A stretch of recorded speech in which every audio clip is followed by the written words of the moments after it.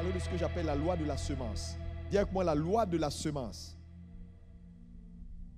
Pour les grandes réalisations, la loi de la semence.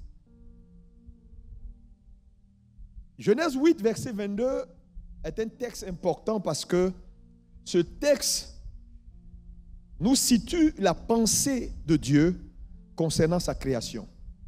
Il dit, tant que le ciel et la terre subsisteront, les semailles et la moisson ne cesseront point. C'est très important. Pour nous dire, semer et moissonner sont éternels, tant que le ciel et la terre subsistent. La première chose que je veux que tu notes ce matin, c'est le fait que Dieu gouverne la terre et les affaires humaines par des lois. Dis à ton voisin, Dieu gouverne la terre par des lois. Dieu gouverne la terre et les affaires humaines par des lois. Il ne le fait pas par des pleurs. Il ne le fait pas par des émotions. Il ne le fait pas par tes douleurs. Parce que tu as mal, alors Dieu... Vous savez, j'ai compris une chose avec Dieu dans ma marche. Dieu ne réagit pas. Il agit. C'est une pensée profonde que peu sont les enfants de Dieu qui comprennent ça. Dieu ne réagit pas. Ça veut dire, il n'y a rien que tu peux faire pour faire agir Dieu. Faut te détromper avec les trucs que tu lis dans l'Ancien Testament là. Faut te détromper. Non, je vais pleurer et puis il va réagir. Non, je vais faire une grosse offrande et puis ça va le pousser à réagir. Non. Si tu peux faire réagir Dieu, c'est que tu es devenu Dieu. Dieu ne réagit pas, il agit. Il ne réagit pas. Parce que Dieu, au commencement, Dieu. Avant le commencement, Dieu. Mais quelque chose qui est au commencement, on ne peut pas agir sur lui pour qu'il y ait effet. Ce n'est pas possible. Est-ce que vous comprenez le français? Dieu ne réagit pas. Il gouverne la terre par des lois.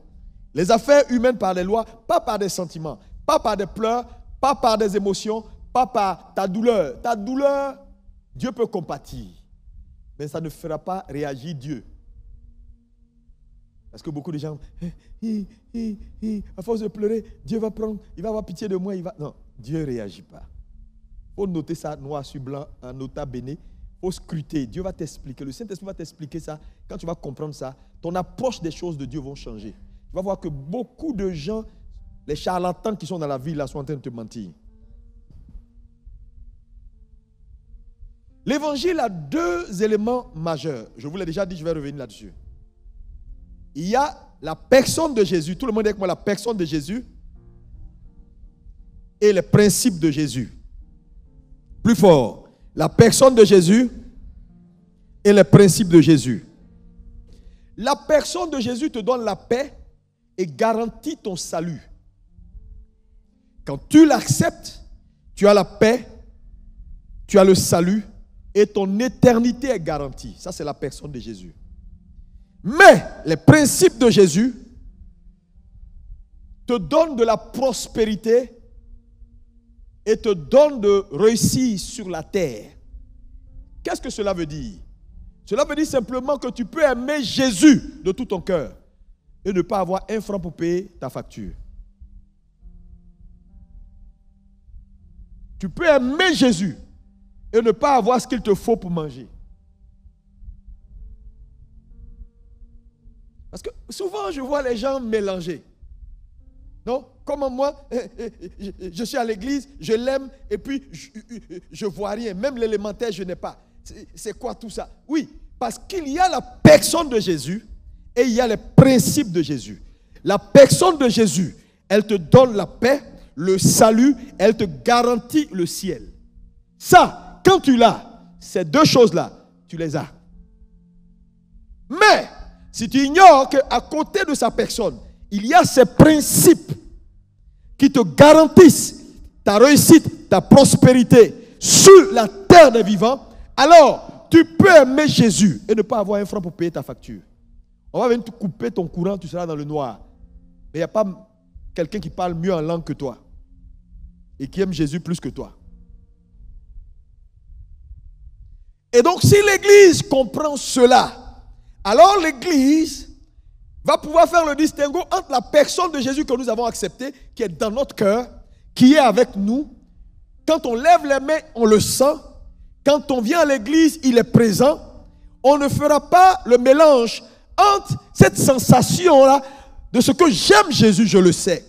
Je sais que je suis sauvé. Je sais que Jésus est avec moi, mais le fait que je sache que Jésus soit avec moi n'est pas suffisant pour réussir ma vie si je n'embrasse pas également ces principes. Parce que quand Jésus est venu, il n'est pas que venu. Il est venu, il s'est donné à l'humanité, mais il est venu aussi avec des paroles, des principes et des lois qui sont dissociables de sa personne. Donc quand tu l'acceptes, il faut aussi embrasser ces principes. Sinon, tu seras assis dans l'église et tu vas souffrir. Tu seras assis dans l'église, mais avec beaucoup d'amour, avec beaucoup de paix. Je lève ma main et je prie que ton histoire ne soit pas celle de Lazare. Dis Amen fort et reçois. Qui a aimé Dieu, qui a accepté Jésus, qui est allé au ciel, mais qui a vécu une vie misérable.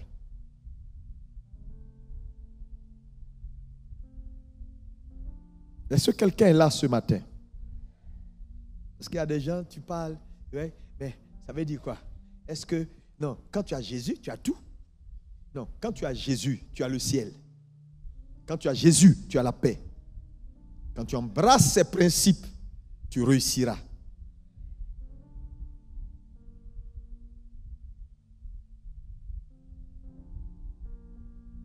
Dieu dirige la terre par des lois. Dis ça à ton voisin. Parce que quand on ne comprend pas ça, on veut donner toutes les responsabilités à Dieu. Pour tout, on dit Dieu au contrôle. Qui a déjà dit Dieu au contrôle? Tu dis ça souvent, Dieu au contrôle de tout. Non, Dieu contrôle la situation. Non, Dieu au contrôle. Mais quand tu dis ça, tu penses à quoi? Il est au contrôle de quoi? Je te pose cette question. Je veux que tu réfléchisses. Dieu au contrôle de quoi? Quelqu'un dit de tout. Ok. S'il est au contrôle de tout, si un voleur te braque, il ne faut pas aller à la police. Tu es en train d'aller contre la volonté de Dieu, puisqu'il est au contrôle de tout.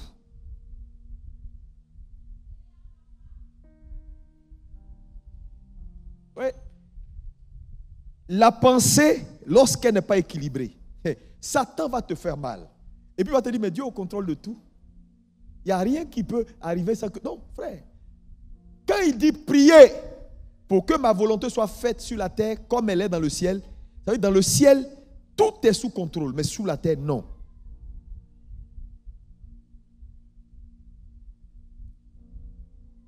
Il y a des choses que Dieu ne maîtrise pas sur la terre.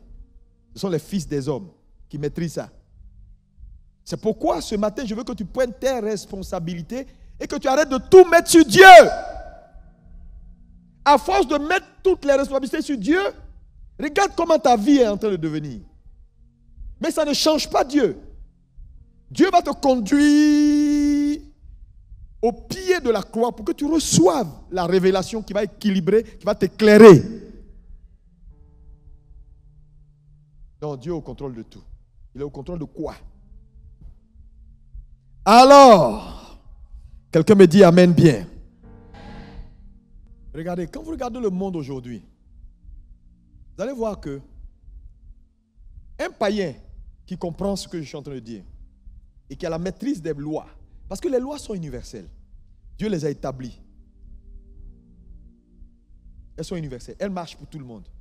Un païen qui comprend les lois aura plus d'impact et de réussite qu'un chrétien qui ne comprend pas les lois. La plupart des païens que vous voyez en train de réussir, c'est des principes et des lois que Dieu a établis, qu'ils appliquent. Je vous assure, même quand tu prends les artistes inconvertis, là, c'est des lois qu'ils appliquent. Et puis ils sont devenus aujourd'hui si puissants. Pendant que le chrétien, il parle en langue, il a Jésus dans son cœur, il loue le Seigneur, il va faire des veillées, il va se mettre sur une montagne pendant 45 jours, pendant que l'autre est en train d'activer des lois. Parce qu'il ne comprend pas que ce n'est pas les 45 jours de jeûne et prière là qui vont faire qu'il va réussir à Abidjan ici. Que Dieu gouverne la terre par des lois, pas par des pleurs, pas par Ikaboria, Ikaba, c'est important. Mais quand tu as fait ça, ouvre tes yeux sur les lois.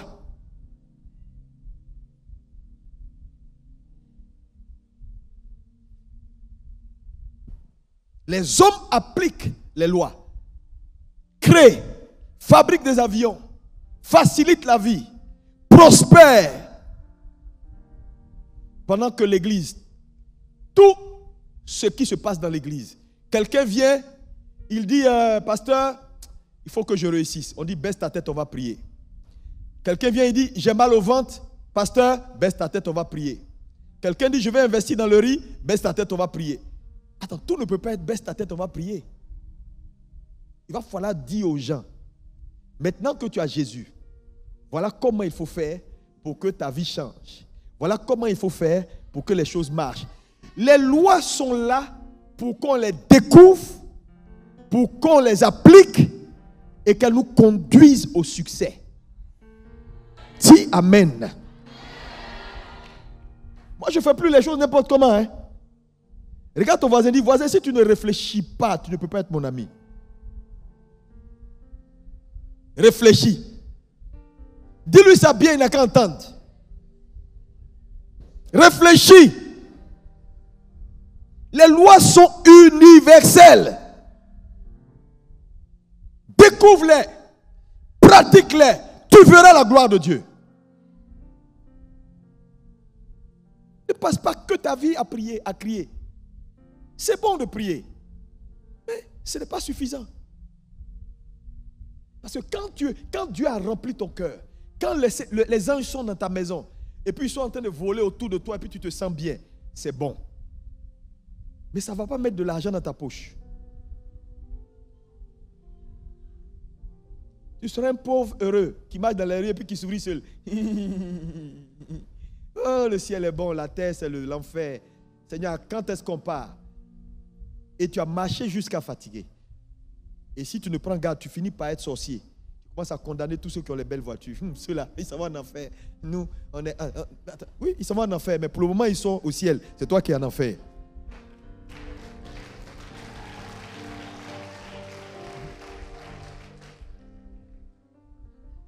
Oui, pour le moment, c'est toi qui es en enfer, qui marche sur le soleil. Tu as maux de tête, tu as des hallucinations. Tellement le soleil t'a frappé. Ce matin, je veux te parler de l'une de ces lois qui sont importantes dans la Bible. La loi de la semence. Tout le monde dit avec moi la loi de la semence. C'est quoi la loi de la semence? Quand on parle de la loi de la semence, on parle de commencer avec quelque chose que l'on reçoit qui a la capacité de nous envoyer tout ce que nous désirons. C'est ça la semence. Quelque chose que tu as, quelque chose que tu possèdes, une information que tu as, une aptitude que tu as, mais quelque chose que tu as, mais qui a la capacité de t'apporter tout ce dont tu désires. C'est ça la semence. Tout ce que Dieu t'a promis peut venir à partir de cette chose. Donc si tout ce que tu désires peut venir à partir de cette chose-là devient ta semence.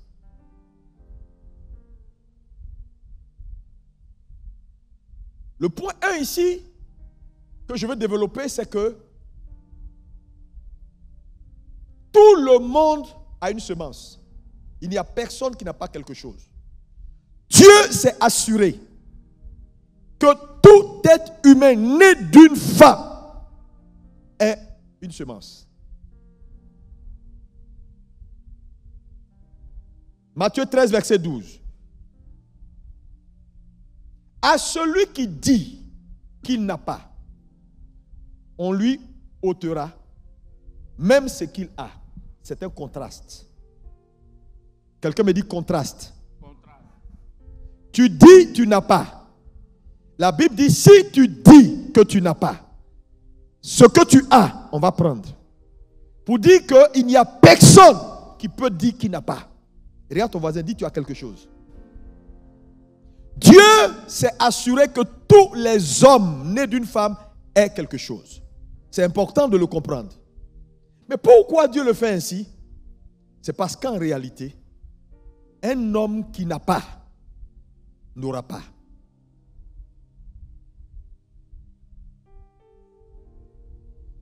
Un homme qui n'a pas n'aura pas. C'est-à-dire, Dieu s'assure que tous les hommes aient quelque chose, une semence, parce que la semence, elle est puissante. Elle a la capacité d'apporter à un homme tout ce que Dieu lui a promis. Ça veut dire un homme qui n'a pas de semence n'aura pas ce que Dieu lui a promis. Donc c'est très dangereux de ne pas avoir. C'est pourquoi dis à ton voisin, j'espère que tu sais ce que tu as. Le drame aujourd'hui dans l'église est lié au fait que peu de chrétiens sont conscients qu'ils ont quelque chose, qu'ils ont une semence, que Dieu a investi quelque chose dans leur vie, comme l'huile de cette dame qui a été capable de ramener sa vie au sommet. Dis à ton voisin encore, voisin, tu as quelque chose. Oh, tu as quelque chose. Au lieu de te concentrer sur ce que tu n'as pas, cherche ce que tu as. Parce qu'en réalité, c'est ce que tu as qui t'apportera ce que tu n'as pas. Donc la ruse de Satan, c'est de te faire focus sur tout ce que tu n'as pas. Mais ce que tu n'as pas, si tu comprends qu'elle ne vient que par ce que tu as, alors ta recherche, ce n'est pas ce que tu n'as pas. C'est ce que tu as.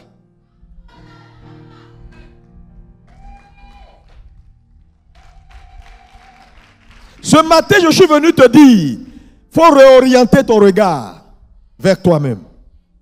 Dis ça à ton voisin. Il faut te regarder. Tu as quelque chose. Matthieu 25, verset 15. Lis-moi ça. Matthieu 25, verset 15. J'espère que tu comprends ce que je suis en train de dire. Oui, vas-y. Il donna 5 talents à l'un. 5 talents à l'un. 2 à l'autre. 2 à l'autre. Et 1 au troisième. Et 1 au troisième. À chacun selon sa capacité. À chacun selon, ce mot est important, à chacun selon sa capacité. Dieu a donné à tout le monde, mais à chacun selon ce qu'il peut porter. Dis à ton voisin, tu as quelque chose. Ça peut être petit, ce n'est pas la faute de Dieu. Dieu remplit l'espace que tu lui donnes. Ça peut être beaucoup, ce n'est pas ta faute. Tu lui as donné beaucoup plus de possibilités. C'est pourquoi la jalousie est un crime. C'est important que l'Église comprenne que tu dois réorienter ton regard. Arrêtez de regarder aux gens pour dire, ah mais le gars il est puissant. Mais il est puissant. Dieu a donné à tout le monde. Le 5 n'est pas supérieur au 2. Le 2 n'est pas supérieur au 1. Chacun a reçu 100%. C'est en termes de pourcentage. Ce n'est pas en termes de nombre. Parce que quand ce que Dieu donne rend compte la capacité, ça fait 100%. Parce que Dieu ne fait pas de gaspillage. Donc celui qui a 1, il a reçu 100%. Celui qui a 2, il a reçu 100%. Tout le monde a reçu 100. Je prie ce matin que Dieu ne te juge pas. Parce que je vais vous dire, Dieu va juger. Si quelqu'un te dit le contraire, il te ment. Dieu va juger. Tout le monde a quelque chose. Parce que c'est ce que tu as qui t'enverra ce que tu n'as pas. Donc comme Dieu est juste, comme Dieu est bon, il a donné à chaque être humain des talents, des grâces, des faveurs. Tout le monde, même le petit gars couché à ta porte qui est ton gardien là, il a quelque chose. Et quand on prend conscience qu'on a quelque chose et qu'on est focus sur ce qu'on a, c'est le commencement de la grandeur. Lorsque la femme va voir le prophète lui dit, qu'as-tu? C'est sa première question. Qu'est-ce que tu as? Parce que les gens, nous on n'a rien. Oh, nous on n'a rien. Toujours on n'a rien. Je vous dis, j'ai compris une chose dans les semaines passées là. Dieu m'a dit que les gens jouent avec moi. J'ai dit, mais pourquoi? Il dit, lorsque j'appelle Moïse au buisson, je me présente à lui comme je suis. Il dit, quel est ton nom? Il dit, je suis. Tout le monde dit, il s'appelle je suis. Je suis, c'est le nom de Dieu. Est-ce que vous savez qu'à chaque fois que tu utilises je suis, tu es en train de parler de Dieu? Même si tu penses que tu parles de toi. C'est pourquoi tous ceux qui associent au nom de Dieu, au je suis éternel, quelque chose qui n'est pas de sa nature, seront jugés. Quand il dit je suis, si tu m'aimes malade, tu as péché contre Dieu. Parce que je suis n'est jamais malade. Quand il dit je suis fatigué, tu ne sais pas de quoi tu parles. C'est pourquoi ça va t'arriver. À partir d'aujourd'hui, quand je suis sort de ta bouche, fais gaffe à ce que tu mets à côté.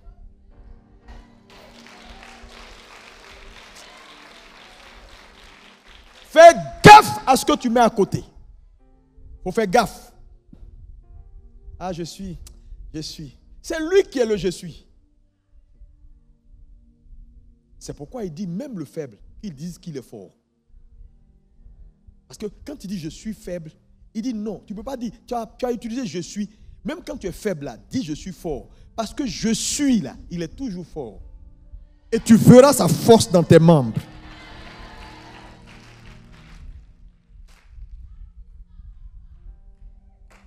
Je dis, tu mangeras de tes confessions. Ce matin, je suis venu t'encourager. Tu as quelque chose. Regarde ton voisin, voisin, tu es dangereux, hein? Dieu t'a tout donné. Regarde à ce que tu as. Il y a des femmes ici. J'ai dit, façon tes doigts là, c'est de l'or.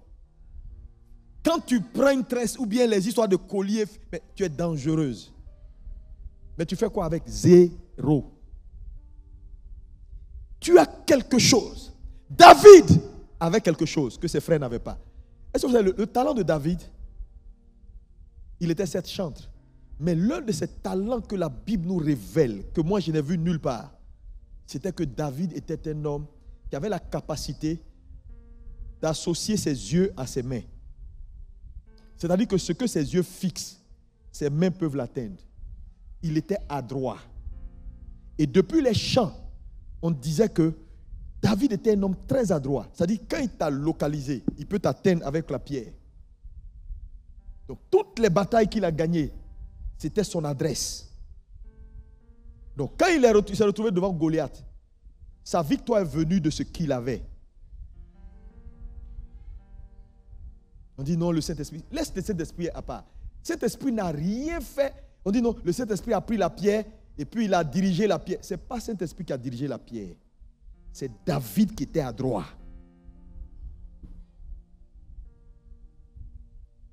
Il était très adroit.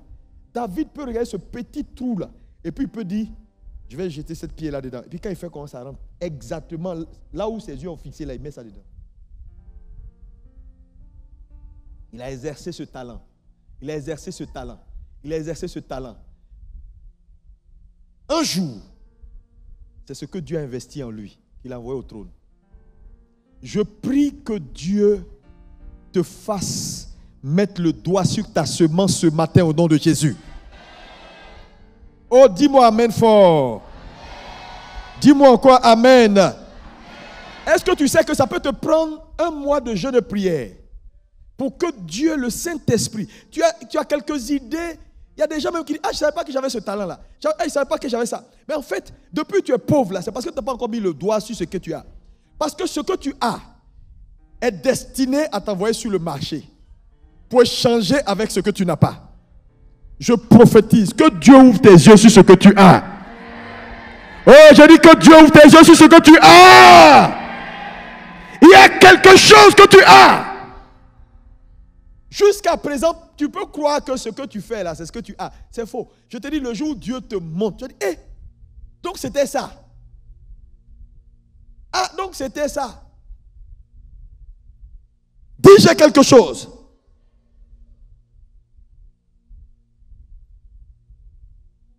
C'est important ce point. Un homme qui n'a pas de semence est un homme qui ne verra pas les promesses de Dieu s'accomplir dans sa vie. La semence ou ce que tu as est ce qui t'envoie ce que tu désires. Donc mets le doigt sur ce que tu as. Dieu s'assure que tous les hommes aient une semence. Quand vous lisez Luc 6, verset 36, qu'est-ce qui est dit? Luc 6, 36, rapidement.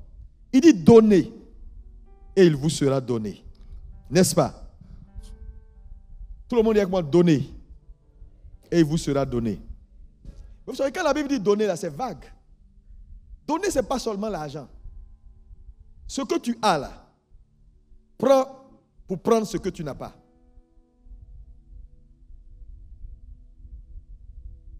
Dis à ton voisin, ce que tu as là, prends pour racheter ce que tu n'as pas.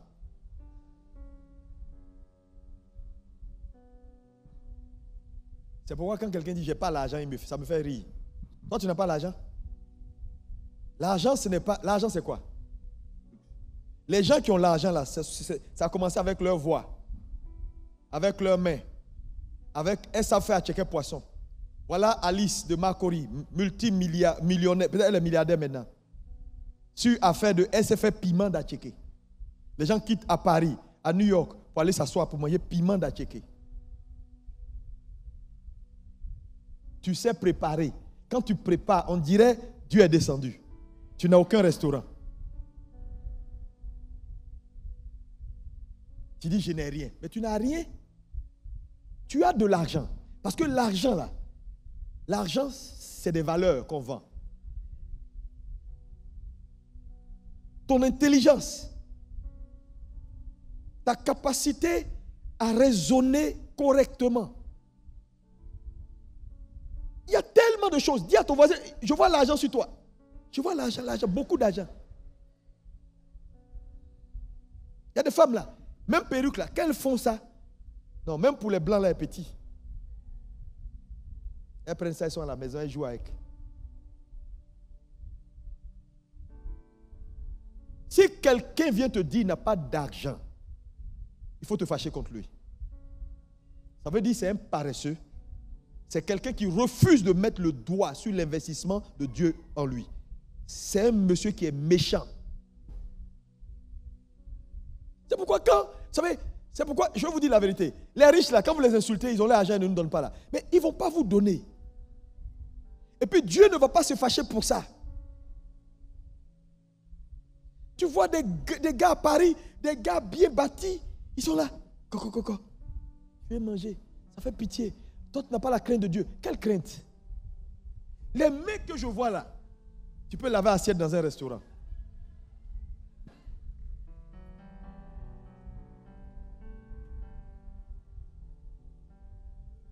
« 24 heures, tu fais quoi? Quand on prend tes 24 heures, tu dors jusqu'à midi. Tu te lèves, tu cherches un petit truc à manger. Tu es sur ton téléphone pour 1 heure ou 2 heures, à des photos des gens. Et non, si même elle était ici aussi. Si même, c'est comme ça, ces horaires-là, ces bouts d'horaires sont pas mal. Tu as déjà gaspillé 2 heures. Et puis, qu'est-ce que tu fais après? Tu appelles 2 ou 3 personnes. paresseux. Il y a des gens, ils ne sont pas intelligents. Ils ont compris. Le gars, il est dans musculation. Quand il s'arrête comme ça, mais là, comme ça, on le paye 1 million par mois pour suivre les gens. Bodyguard. Lui, il ne réfléchit pas, il a muscle. Mais tu peux faire ça aussi.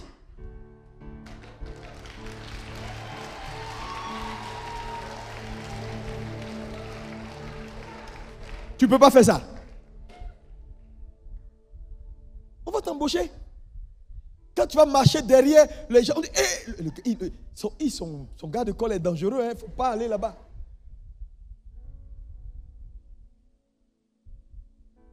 Puis il va courir. 100 mètres. Tu bats le record de Usain Bolt. Voilà un gars qui n'était rien. À force de courir, il est devenu multimillionnaire. Courir.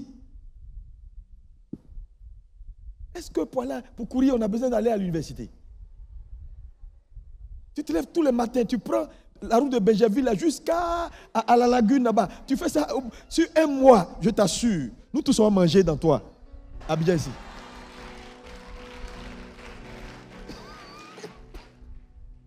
Mais oui, tu es là, je n'ai rien. Papa, il n'y a pas l'argent. Il n'y a personne qui me donne l'argent.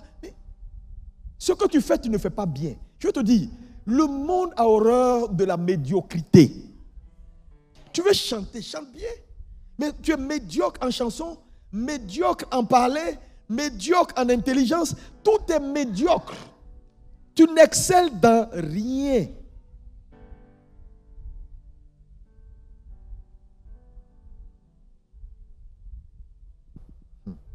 Ah, je t'ai dit, hein, tu as quelque chose. Donnez et il vous sera donné. Donc la semence que Dieu te donne, ce qu'il a investi en toi, c'est une monnaie d'échange. Dieu t'a donné pour qu'avec ce que tu as, tu prennes ce que tu n'as pas. Est-ce que ce matin tu peux prendre conscience? C'est comme pour qu'il pleuve, le soleil, il y a la vapeur qui se condense. Et puis il y a des changements climatiques, paf, la pluie descend. Donc il n'y a pas de pluie. Quand vous voyez la pluie, ça veut dire que quelque chose est monté. Donc quand vous voyez quelqu'un qui a reçu, qui est béni, il a échangé quelque chose. Il peut ne pas le savoir. Il a échangé un service. Quelque chose, c'est ça ta semence. Ta semence, c'est ce que Dieu te donne pour prendre ou pour posséder ce qu'il te faut dans la vie. Qu'est-ce qu'il te faut? Tu as la semence correspondante. Dis à ton voisin, tu as la semence correspondante. Point 2. Donc, numéro 1, tout être humain a une semence. C'est un fait établi. 2.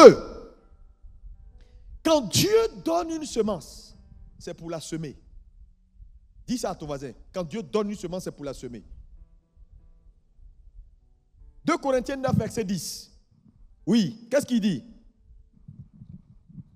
2 Corinthiens 9, verset 10. Celui qui fournit de la semence au semeur, oui, et du pain pour sa nourriture, vous fournira et vous multipliera la semence. Regardez, on dit c'est Dieu qui donne. Est-ce qu'on peut répéter avec tout le monde? C'est Dieu qui donne de la semence à celui qui sème. Donc, Dieu donne la semence pour qu'elle soit semée. Vous savez, c'est étrange ici. Hein? Ça veut dire quoi? Il y a 2 volets ici. Ça veut dire qu'un homme qui reçoit une semence, qui ne la sème pas, va finir par ne pas être ravitaillé de semence. C'est ce que ça veut dire aussi. Une semence qui n'est pas semée, on finit par la perdre. Dis ça à ton voisin.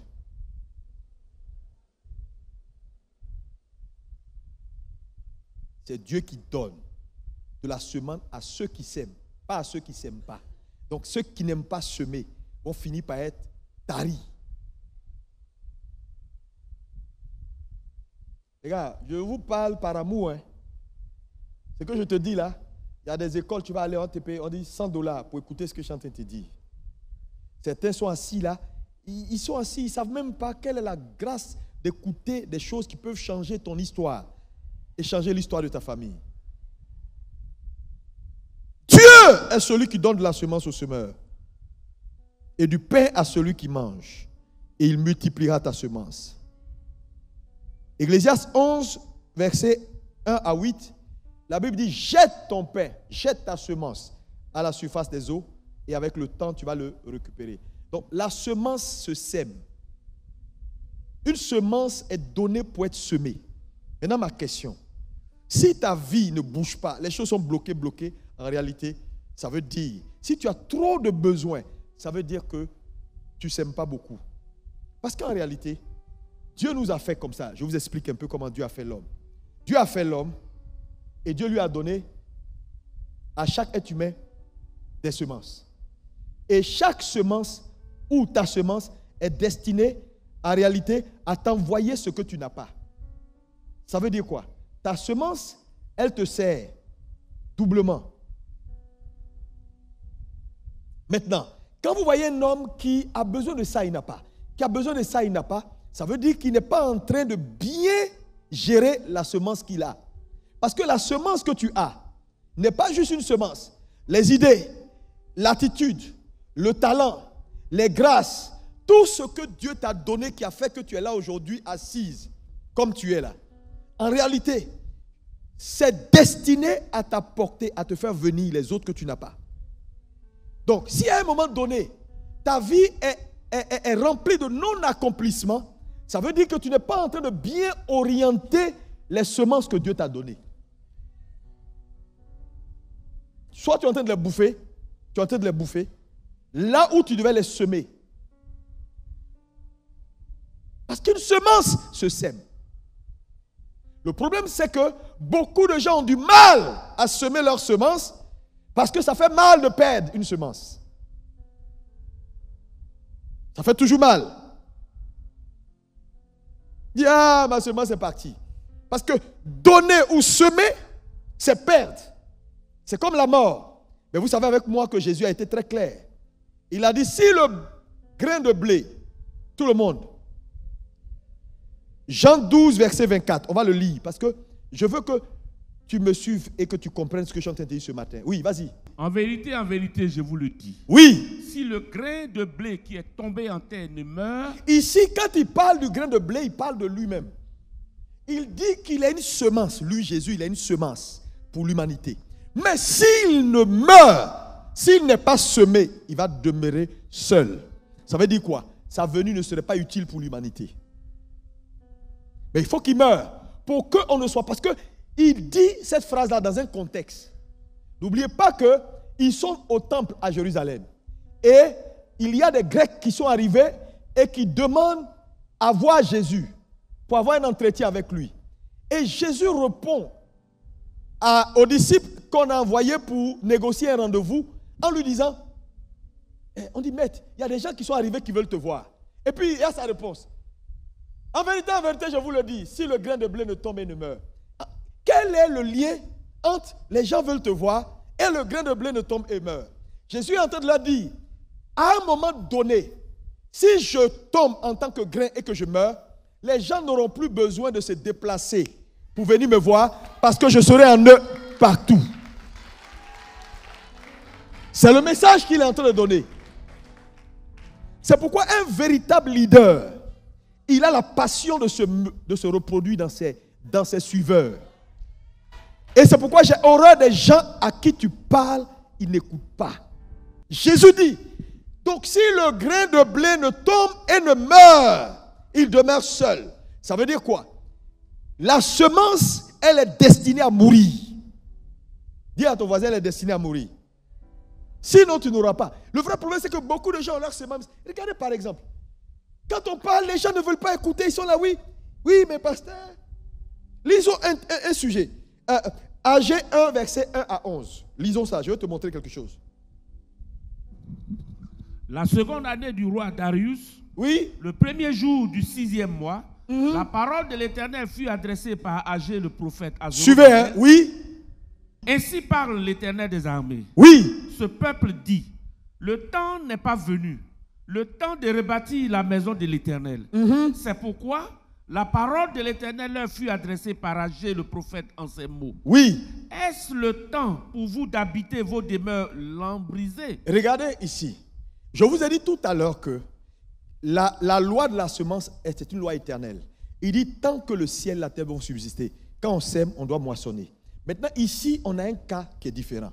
Maintenant, la Bible va nous expliquer pourquoi certaines personnes, bien que moissonnant, ne reçoivent pas. C'est ce que je vais te montrer ici. Il dit, est-ce le temps pour vous d'habiter? Oui. Vos demeures lambrisées. Oui. Quand cette maison est détruite. Quand la maison de l'Éternel est détruite, ça veut dire quoi? Numéro 1, l'incapacité pour un homme de discerner. Alléluia. Quand la maison de l'Éternel est détruite au détriment de sa maison. Ça veut dire quoi?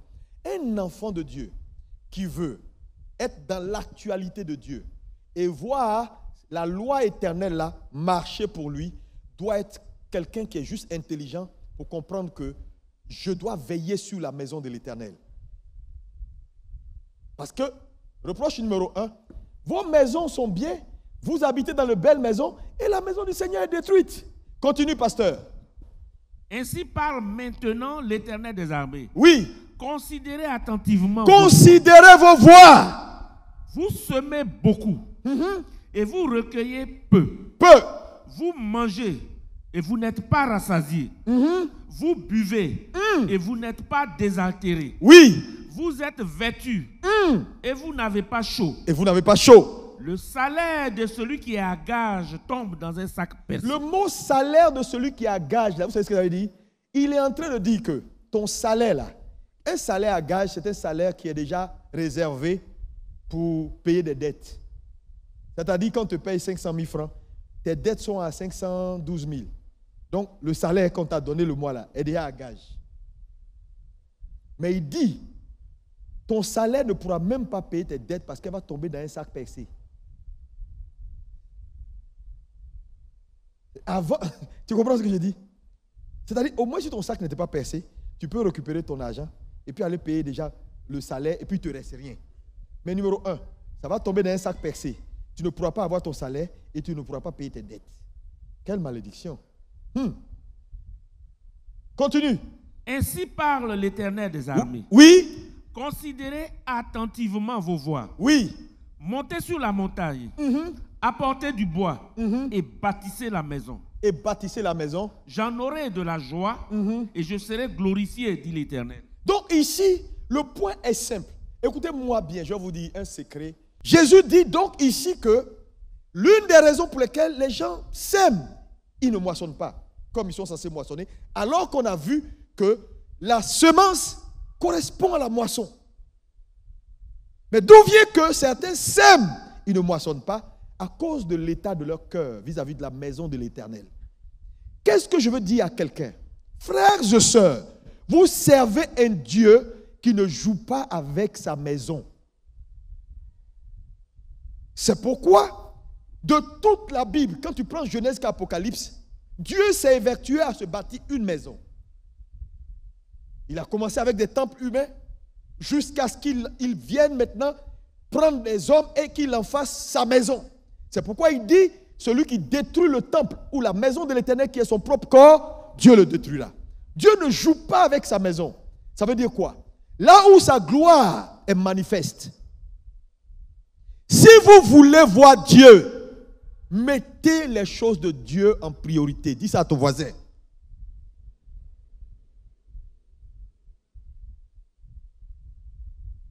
Je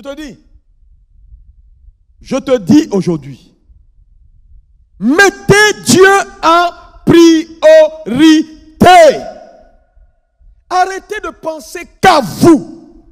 Et ce que vous allez manger et ce que vous allez boire, ces choses, Dieu vous les donnera.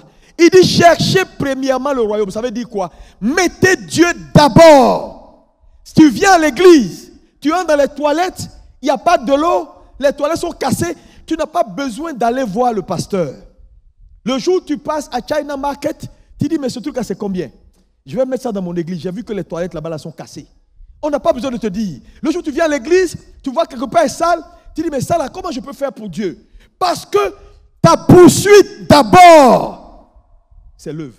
Quand tu vas chez toi à la maison, quand ton ampoule est grillée, tu appelles quelqu'un pour venir remplacer? Tu n'appelles pas le concierge? Tu n'appelles pas la CIE pour dire, écoute, les ampoules sont cassées ici, je ne comprends pas. Tu vas à la boutique, sans discuter, tu payes l'ampoule et tu viens, tu changes. Parce que c'est ta maison. C'est ta maison. Mais pourquoi, quand vous êtes dans la présence de Dieu, vous attendez que quelqu'un fasse? Le quelqu'un là, c'est qui? Nous tous, on est embauchés ici. Qui va faire ça? Voilà pourquoi ta vie est comme elle est et Dieu te regarde. Parce qu'on est tous embauchés ici. Il n'y a personne qui va prendre ce bâtiment-là pour aller de l'autre côté quand il va partir avec le Seigneur. Ça va rester ici. D'autres gens vont venir s'asseoir dedans. Maintenant, tu veux que moi je fasse. Pourquoi? Je suis juste pasteur. Un pasteur, moi j'administre. Dieu m'a mis là pour conduire et pour vous donner des orientations. Toi aussi, Dieu t'a mis là responsable pour faire des orientations à ton niveau d'autorité. Ainsi de suite. Donc chacun travaille. Donc à tous les niveaux, tout le monde doit s'y mettre. On dit non, pasteur, moi je ne fais que mettre mon argent, je prends mon argent pour appeler les gens. Mais attends, c'est là qu'on prend pour appeler. Tu prends ton argent pour appeler, c'est normal. Aïe. L'argent là, ce n'est pas Dieu qui t'a donné. Et les âmes de Dieu. Toi, quelqu'un ne t'a pas appelé pour que tu sois sauvé.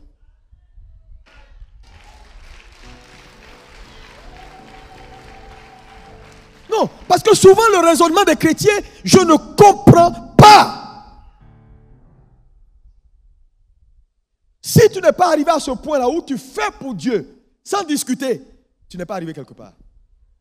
Non, non, non, non. C'est pourquoi je veux encourager quelqu'un. Lis-moi le psaume 126, verset 5. Frère, la semence, elle est faite pour être semée. Et elle fait mal quand elle est perdue. Parce que Dieu te l'a donné à la base. Mais il faut comprendre le principe. Quand elle se perd, elle n'est en réalité pas perdue. Elle a changé de main. Elle a changé de main. Elle quitte ta main pour entrer dans une autre main. Mais qui est une main qui est très puissante. Qui ne va que te ramener ça multiplié. Oui, vas-y. Ceux qui sèment avec larmes moissonneront avec chant d'allégresse. Ça veut dire quoi? C'est une conséquence. Semer avec l'âme. Perdre ce qu'on a, ça nous fait mal, mais aussi sûr, tu vas moissonner avec quoi? Chant d'allégresse. Continue. Celui qui marche en pleurant, quand il porte la semence, revient avec l'allégresse quand il porte ses gerbes. Ça veut dire quoi? Le mot marcher ici veut dire quoi? C'est un peu le cas d'Abraham. Ce n'est pas toujours facile quand Dieu t'indique une semence que tu dois déposer pour ce que tu veux. Vous savez, Isaac était la semence d'Abraham. Mais en réalité, derrière Isaac, il y avait toi et moi. Est-ce que tu savais que si Abraham avait refusé Isaac, Jésus ne serait pas venu? Ils étaient dans une alliance. Et dans une alliance, ce que je fais pour toi, tu as obligation de faire pour moi. Donc quand Abraham accepte d'aller et de pleurer sur le chemin, Dieu lui donne 3 jours. Mais 3 jours, c'est pour changer d'avis. 3 jours, c'est pour voir. C'est-à-dire, Dieu ne va jamais te demander quelque chose de façon instantanée. C'est pourquoi il veut que tu souffres, que tu réfléchisses et que tu décides et que tu sois d'accord. Et puis, c'est pourquoi très souvent vous allez voir que quand Dieu te parle, il va te parler et puis il te laisse le temps. Et puis tu es là, tu cogites. Il t'avait dit 500 000. Et puis, une semaine après, il dit non, c'est 50 000 francs à donner. Et puis, il a une idée claire de qui tu es et comment tu es. Donc, il donne le temps. Il dit, quand tu marches avec une semence, en pleurant, parce que tu te vas perdre la chose qui est à toi, ça va dans une autre main. Donc, les pleurs sont naturels ici. C'est naturel. Dieu n'est pas contre quand ça te fait mal de donner, parce que tu donnes quelque chose, ça sort de toi. C'est ta semence. Ta semence, c'est ta vie. Tu comprends? Mais une semence est toujours pour plus grand. Il dit, quand tu l'as fait en marchant, alors tu reviens également en chantant. Je prophétise que toute semence que tu as semée avec l'âme, que la joie de l'Éternel te localise au nom de Jésus. Que ton amen soit meilleur que ça. Dis-moi amen. Fais gaffe parce que si tu n'as rien semé, l'amen là, multiplié par 0, c'est 0. Qu'est-ce que ta vie? donne. Quelqu'un me dit amen. une semence se sème, elle se perd.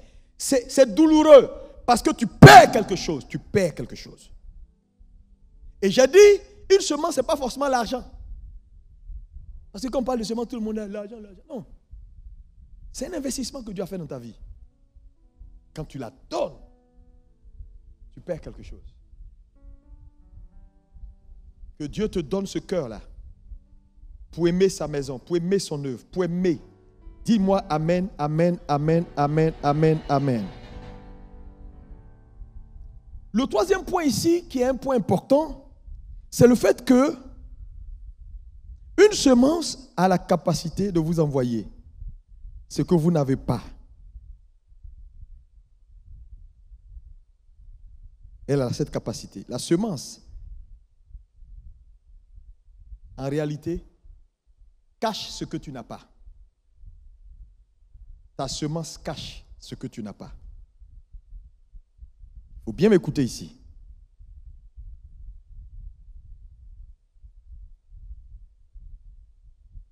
Je l'ai dit tout à l'heure, si tu n'as pas ce que tu cherches, c'est parce que tu gères mal tes semences.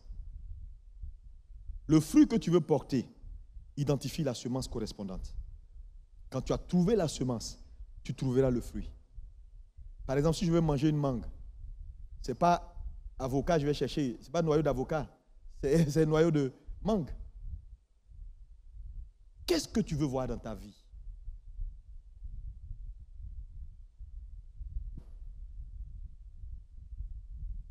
Celui qui trouve la semence a trouvé le fruit. Le pouvoir de la semence, il faut noter ceci. Le pouvoir de la semence réside dans son lien invisible entre ton présent et ton futur. Le pouvoir de la semence se trouve dans le lien invisible entre ton présent, ce que tu as, et le futur désiré que tu n'as pas, qui est dans l'invisible. Et la semence devient le lien invisible. Mais peu de gens font ce lien-là. Moi, tout ce que je suis devenu aujourd'hui, c'est ce que j'ai semé hier. Et ce que je serai demain, c'est ce que je suis en train de semer aujourd'hui. Non, les gars. Si ma vie se bonifie, c'est parce que l'année dernière, j'ai semé beaucoup plus. Donc, si cette année, je fais mieux, je serai mieux demain. Donc, quand tu dis tes années se suivent, elles se ressemblent, quel est ton engagement réel dans une année en termes de bonification de toi-même, d'amélioration, de mieux faire? Tu parlais trop, tu ne parles plus beaucoup. Tu sais que ce sont des semences, ça.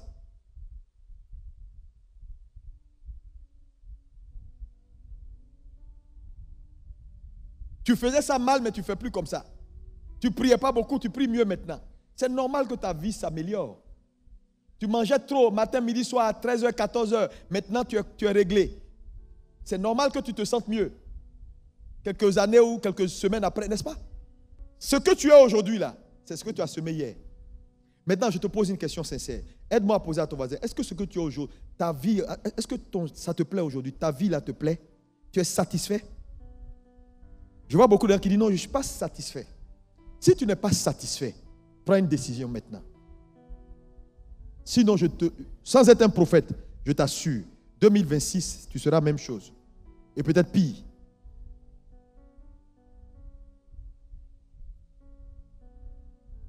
Est-ce que tu sais que si tu sais bien gérer tes semences, tu peux même retarder tes vieux jours?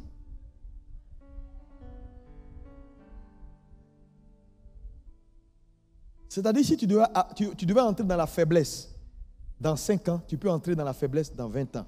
Parce que tu as su gérer tes semences. Pourquoi tu ne veux pas écouter ce que je dis même? Ici, décembre, ta vie doit être meilleure. Mais ça dépend des choix. Ce que tu es en train de faire maintenant de tes semences.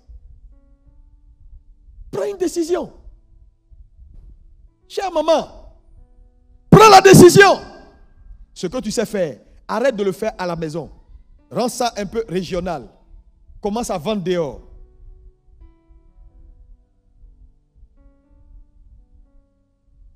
Femme au foyer, ça veut dire quoi? Ça ne veut rien dire. Je suis femme au foyer. femme au foyer, ça ne veut rien dire. Va, fais quelque chose. Agis. Travaille. Rapporte des ressources à la maison. Pose des actes.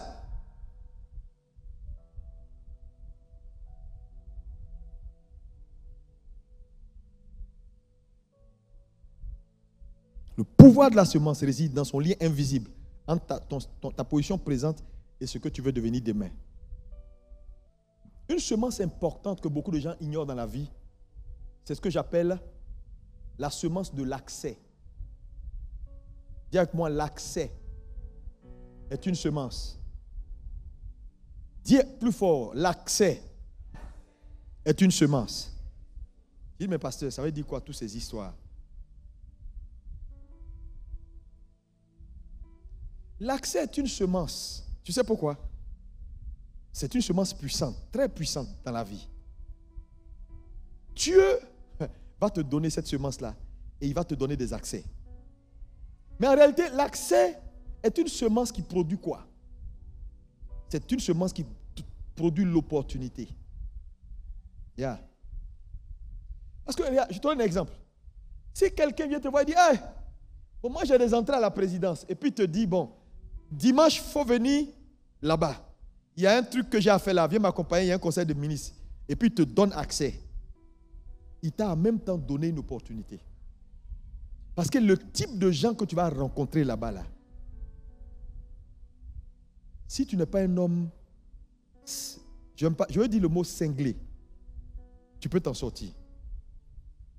Le problème avec beaucoup de chrétiens et la majorité des gens, cette semence-là, qui est la semence de l'accès, ils ont détruit ça. Tout environnement auquel Dieu te donne accès, Dieu veut te créer des opportunités.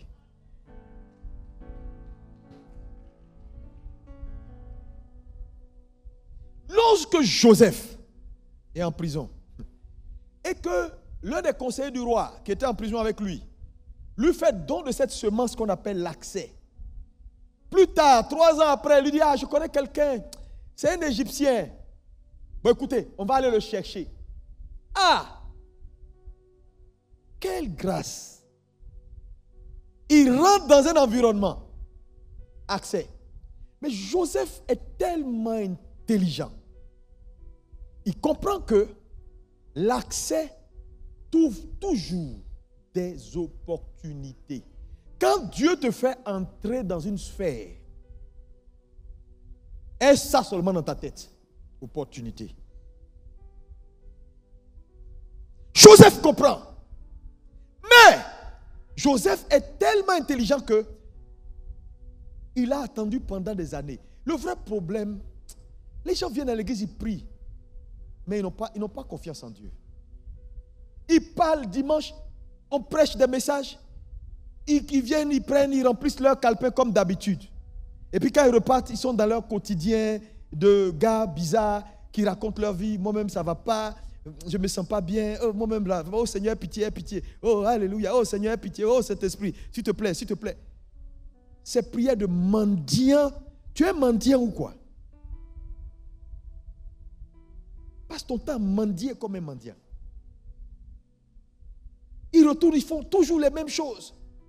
Joseph comprend que, je te dis, si tu marches avec Jésus, il faut faire toujours cette prière. Que la semence de l'accès ne me manque jamais. Dieu va te connecter à quelqu'un qui va te donner accès. Là où tu ne pouvais pas entrer, vois opportunité. Mais ne vois pas qu'opportunité. Parce que les opportunités viendront. Le problème, c'est que la plupart des chrétiens, quand Dieu leur donne cette semence, ils ne sont pas prêts. Quand l'opportunité rencontre la mauvaise préparation ou l'incompétence ou la médiocrité ou la bizarrerie des pensées, ça va accoucher d'une souris. Je suis allé à la présidence là-bas. Hein? Et puis, ah bon, tu es entré? Et le ministre là même était à côté, on a parlé un peu. Je lui ai donné mon numéro. Et depuis, il ne t'appelle pas. Ah, je ne sais pas. Il y a des sorciers qui sont en train d'attaquer. Je lis les sorciers qui sont en train de l'aveugler sur mon nom. Ce n'est pas ça. Il y a longtemps, il t'a classé le jour où vous avez parlé. Il t'a classé parce que tu es bizarre. Tu sais, je te dis, les opportunités ont horreur des gens mal préparés. Joseph comprend que même quand Dieu te donne l'accès par la semence, et pour avoir une opportunité, il faut être sage, intelligent. Joseph fait quoi? Il est prêt. Maintenant, il dit, bon, l'opportunité est là. Je vais rencontrer qui? Pharaon. Qui est Pharaon? Qu'est-ce qu'il aime, qu'est-ce qu'il n'aime pas? Et Joseph, maintenant, prend les dispositions. Il s'habille en fonction. Il se rase en fonction. Et puis, il va dans la présence de Pharaon. L'opportunité est là. Il est prêt. Paf! Sur le trône. Le problème est beaucoup de gens. Quand ils rencontrent l'opportunité, ils refusent de raser leur barbe. Ta barbe, tu sais c'est quoi? Ta barbe, c'est ce que tu es. Ce sont tes expériences. C'est tes façons de faire tes choses. Tes façons de voir tes choses. Tes façons, voilà, d'être. Que tu refuses d'abandonner pour embrasser l'opportunité.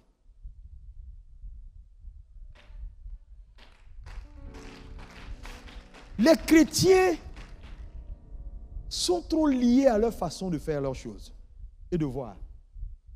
En tout cas, moi je vais comme ça. S'il ne peut pas me prendre, c'est que Dieu ne voulait pas. Tu es un sorcier. Ouais. Quand tu parles comme ça, ça veut dire que tu es en train de mettre ce qu'on appelle la responsabilité sur Dieu de tes échecs. Attends, je suis comme ça. S'il ne peut pas me prendre comme ça, il n'a qu'à laisser. C'est que Dieu ne voulait pas. Non, ce n'est pas Dieu qui ne voulait pas. C'est toi qui as fermé ta porte. Mais comme tu n'aimes jamais prendre tes responsabilités, tu veux faire croire que c'est Dieu. Ce n'est pas Dieu. Je veux te dire, quand tu n'es pas arrivé dans la vie, oublie tes règles de jeu à toi.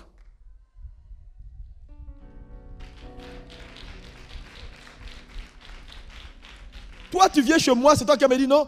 Moi, il n'y a pas aïe avec le truc ici. C'est ce que j'ai, je te donne. Non, moi je ne mange pas ces choses-là. Moi, ce n'est pas aïe avec le truc. Tu as marché à pied pour venir. C'est aïe, tu veux manger. Tu veux. Autant oignon, tu dis tu veux aïe. C'est pas partout où on se fait voir. Les gens vont te classer. Je dis, les gens vont te classer. Et tu vas tourner en rond pendant des années à combattre des sorciers, des sorciers de ta grand-mère, de ton village. C'est ton attitude. C'est comme ça tu es. Tu n'es pas prêt, tu es bizarre. C'est pourquoi tu ne t'en sors pas dans la vie. Joseph dit, Joe, affaire de barbe là, ça c'est nous les juifs on aime. Mon cher, moi je veux m'en sortir. S'il n'aime pas, j'enlève. Mais il n'était pas obligé d'enlever.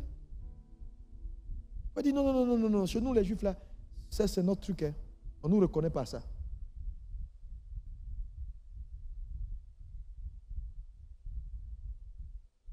Est-ce que tu peux dire un bon amen? Donc, la semence de l'opportunité, de l'accès est une semence hyper importante si Dieu doit vous positionner dans votre génération.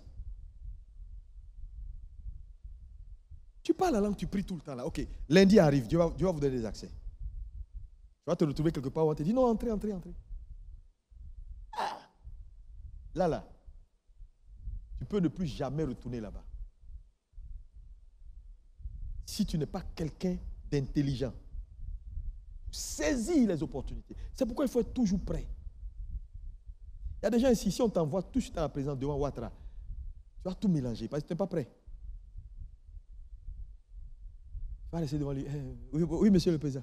Oh, oui, monsieur le président. Monsieur le président, ce sont ses oreilles, tu as regardé. Jamais vu ses oreilles de près. Hein? Oui, monsieur le président. Le gars est dangereux. C'est lui, Ouattara. Et puis, pendant que tu entends parler, on dit non, monsieur, il y a un appel qui vient de Washington d'ici. Trump veut te parler. Il dit ok, merci. À bientôt, mon fils. On t'a parlé il y a longtemps. 5 minutes là, tu n'as pas pu poser, tu n'as pas pu faire ce qu'il fallait faire. Tu étais en train de rire oreille du gars.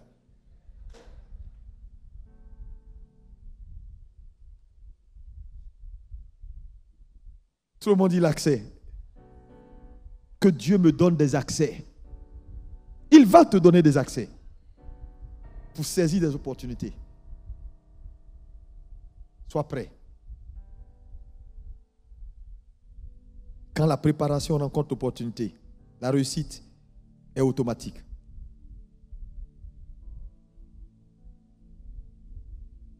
Deuxième type de semence que je te donne et puis on va courir. Une autre semence que beaucoup de gens ignorent. Donc ici, la première, c'est l'accès, est une semence. Une autre semence importante. Ici, c'est, tout le monde dit avec moi, la bataille. Plus fort. Encore plus fort. C'est une semence. Savoir se battre dans la vie est une semence. Tu dis, pasteur, oui. Cette semence, qu'est-ce qu'elle nous donne? Cette semence nous donne notre territoire. Et je vais te dire la vérité. Un homme qui n'a pas de territoire n'aura jamais de récompense. Quand tu vois un homme qui a une récompense, il s'est battu pour son territoire. Et tout ce que Dieu vous promet, battez-vous pour. Il n'y a rien que Dieu te promet qui va venir se mettre devant toi comme ça sur un plateau d'or. Never aujourd'hui, never demain. Ta maison est ton territoire. Ton foyer est ton territoire. Tes affaires, ce sont tes territoires. Ton bien-être, santé, tout ça, c'est ton territoire. La gloire de Jésus, c'est ton territoire. Ça veut dire quoi? Si tu ne te bats pas pour ton foyer, tu n'auras pas la récompense attachée à avoir un foyer. Tu ne te bats pas pour ton bien-être, tu n'auras pas ce qui est attaché au bien-être. Tu seras un homme toujours malade, ici, on te trimballe ici, on te trimballe ici. Bats-toi. On gagne un territoire dans le combat. Quand Dieu donne Canaan aux enfants d'Israël, il leur a donné. Mais chaque mètre carré, Josué et ses compagnons devaient se battre pour prendre. Quand ils sont arrivés, ce n'est pas miel et puis lait ils ont vu.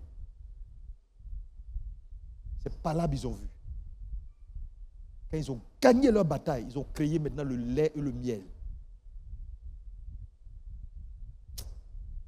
Tu sais, en fait, quand Dieu te donne une promesse, tu as la responsabilité de la promesse. Ça veut dire, Dieu peut te dire, je t'ai béni, je t'ai donné 100 millions. Mais en réalité, tu viens, il n'y a pas 100 millions. Mais quand il a dit 100 millions, la chose est déjà dans l'invisible. Ta semence, qui est ta bataille, qui est ta capacité à persévérer, à pousser dans le travail, à payer le prix, va t'amener ce qui est déjà établi et dit. Quand Dieu dit, c'est fait. Toi, tu fais ta part. Quand ta part rencontre ce que Dieu dit, tu as le résultat.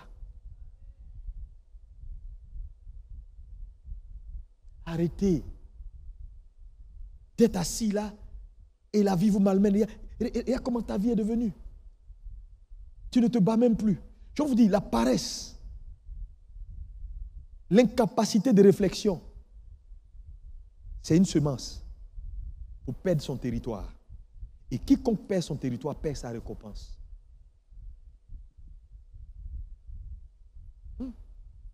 C'est pourquoi, regardez, il n'y a pas beaucoup de gens prospères dans l'église. Les gens ne s'en sortent pas, ils ne font que se plaindre.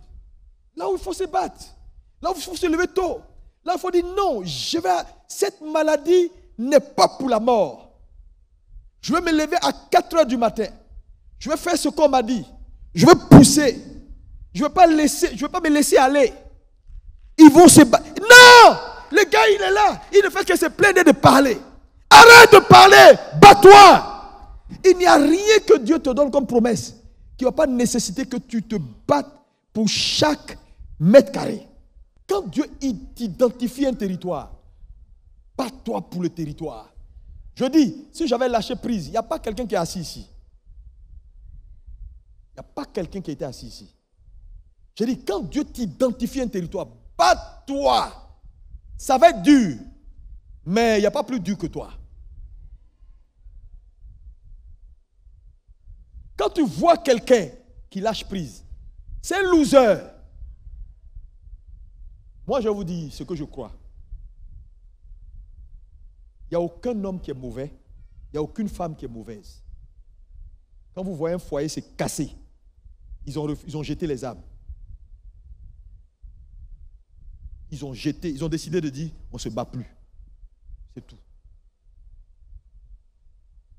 Sinon, il n'y a rien. Frère, quand tu es prêt à te battre, tu sais, se battre, c'est la preuve que tu n'es pas encore mort. Satan a peur des gens qui se battent. Est-ce qu'il y a des guerriers dans cette salle? Ton amen n'est pas bien. Moi, j'ai un petit là. Depuis il est petit, tout, il dit, moi, j'irai en Europe. Je vais réussir. Je vais acheter maison. Il avait déjà calculé tout ce qu'il va avoir. Et le gars, dans les petites rues d'Abidjan, il se bat, il rentre, il sort, il rentre, il sort. Même quand il est allé en Europe, là où les autres dorment, lui, il a 4 boulots. J'ai dit aujourd'hui, il est en train de manger de son territoire. Regarde ton voisin et dis, bats-toi pour ton territoire. Parce que je te dis la vérité, un territoire que Dieu te promet, il aura des géants. Si tu arrives quelque part et puis il n'y a pas palabre, il n'y a rien à faire, il faut commencer à prendre la fuite. Ce n'est pas un territoire de promesse. Ça veut dire que personne n'est intéressé par le territoire. Parce qu'un territoire que Dieu te promet est convoité. Ah! Regarde ta santé. C'est là. Moi-même là, je ne peux plus marcher. À 40 ans, tu marches comme ça. Pasteur, on vieillit. On vieillit. Tu vieillis où?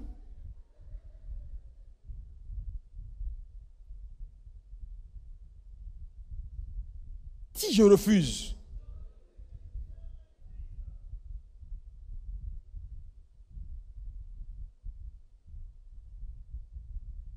la bataille est une semence pour posséder son territoire. La présence des géants est la preuve que tu es sur ton territoire de promesse.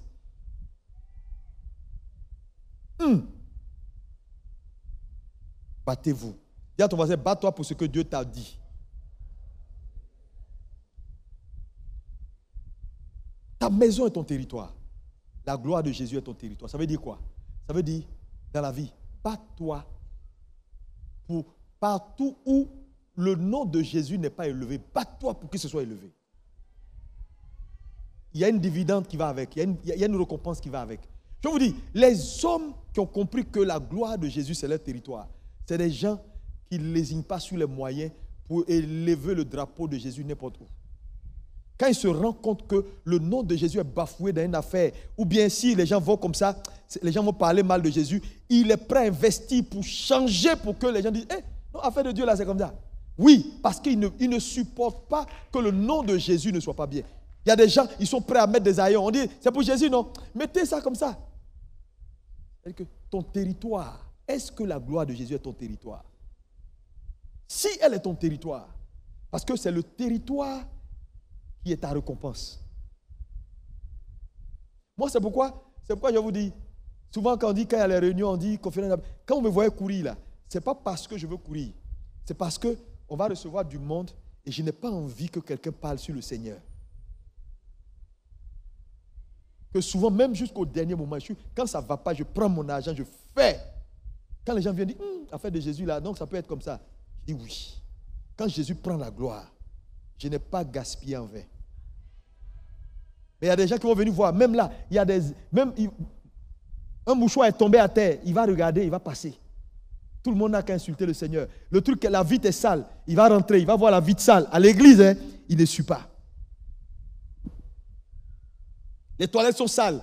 Il ne dit pas, mais attends, je vais payer des trucs même dans les toilettes. Il s'en fout. Les gens, tu sais, je ne sais pas pour qui tu vis.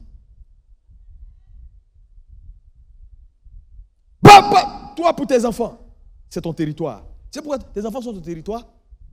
Tes enfants sont ton territoire. Pourquoi? Si tu te bats pour eux, tu vas manger dans leurs mains. Quand tu seras vieux, ils vont venir te prendre pour aller à l'hôpital. Ils vont bien te traiter. Envoie-les dans les bonnes écoles. Demain, tu auras des enfants qui vont te porter. Tu laisses tes enfants n'importe comment. C'est ta récompense que tu as été détruit. Pas pour la bataille est une semence pour préserver son territoire. Maintenant, pose la question à ton voisin, quel est ton territoire? Je t'ai déjà dit, hein, il y a ta vie, ton bien-être, ta famille, ta santé, tes activités. Ouais, elle te donne à manger. Bats-toi pour ça. Ta famille, elle te donne de l'équilibre. Tes enfants.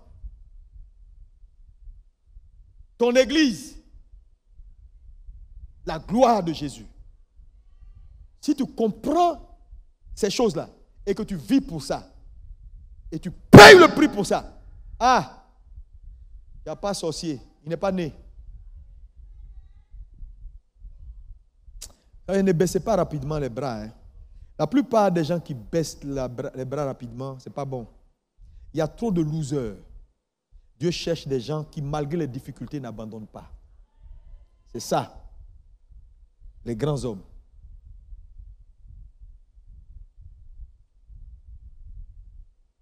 Tout ce qui est bon nécessite une qualification.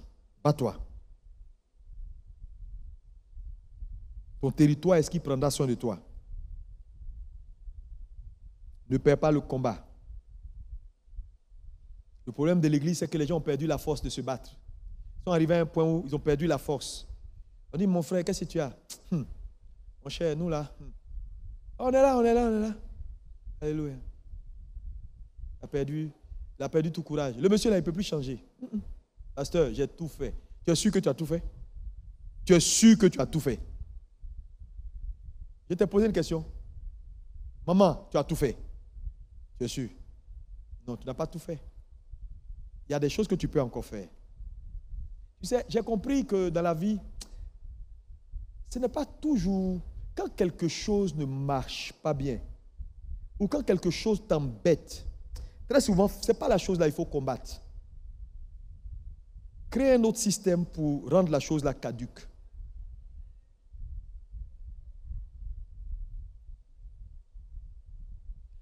J'ai dit, il y a toutes les stratégies dans la vie pour réussir. La dame du combat, là, tu penses que, attends, tu vas voir, change les choses, tu vas voir, tu vas la voir autrement. Ou le monsieur là, tu vas le voir autrement. À un moment donné, même, ou bien tu fais silence, tu dis, oh, tout ce qu'il dit maintenant là, je ne prends plus ça au sérieux. Allez. Tu es beaucoup plus à l'aise de traiter. Qu'est-ce que je veux vous dire? Battez-vous. N'abandonnez pas aussi facilement les choses. Le business n'a pas marché, reprends. Quelqu'un me dit reprends. Daniel a dû se battre, apprendre la langue babylonienne pendant 3 ans pour se retrouver dans le palais. Il n'a pas lâché prise. Il n'a pas dit non, moi je suis hébreu, ça me fait tout. Il l'a fait. Si tu sais que tu vas loin, paye le prix. Bats-toi pour ton territoire. Dis à quelqu'un, bats-toi.